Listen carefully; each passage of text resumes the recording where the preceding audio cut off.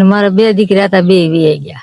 તો બાના જીવનમાં કંઈક એવું છે કે ભગવાને બે દીકરા આપેલા હતા અને મોટા દીકરાને એક હાર્ટ એટેકની બીમારીથી મૃત્યુ પામ્યો અને નાનો દીકરો કે અમુક કારણોસર ટ્રેનમાં કપાઈને આપઘાત કર્યો. બાનું જીવન ખૂબ ભયંકર પરિસ્થિતિમાં હતું, ખૂબ ગંભીર પરિસ્થિતિમાં બા જીવતા હતા. તમે પાછળ જોવો એમ કે નાનું એવું 4 પાયાવાળું ઝૂંપડું બાંધીને બા અત્યારે જે કાંઈ ગુજરાન એનું ચલાવે છે. પરિસ્થિતિની ખબર પડતા તાત્કાલિક હું આવ્યો અને પરિસ્થિતિને ધ્યાનમાં લઈને બાનો એક વિડીયો મેં વાયરલ કર્યો અને સંજોગોવશ જે બે દીકરા બા પાસેથી જતા રહ્યા એવા જ એને 1000 દીકરા રૂપી આપણો એક પરિવાર મળ્યો છે. હું આ બે દાતાશ્રીનો ખૂબ ખૂબ આભાર વ્યક્ત કરું છું કે 30 મિનિટ ન થવા દીધી અને આપણને 2 કીટ આપી છે કે જે બા 2 મહિના શાંતિથી જમી શકશે અને એક આનંદનો ઓટકાર ખાઈ શકશે.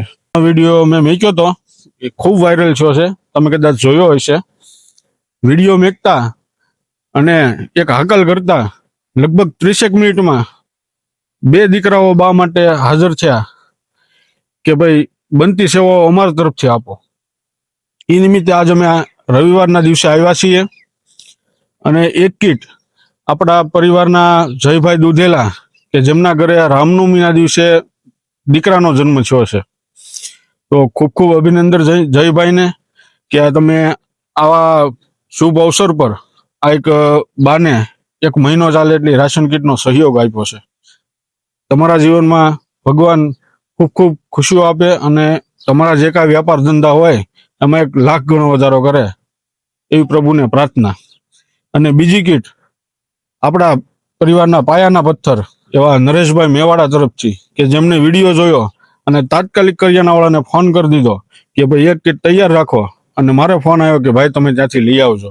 તો બા આ બે દીકરાઓ તમને શું આશીર્વાદ આપશો? આ બે દીકરાઓને તમારો ભાઈ ભગવાન સારું કરશે.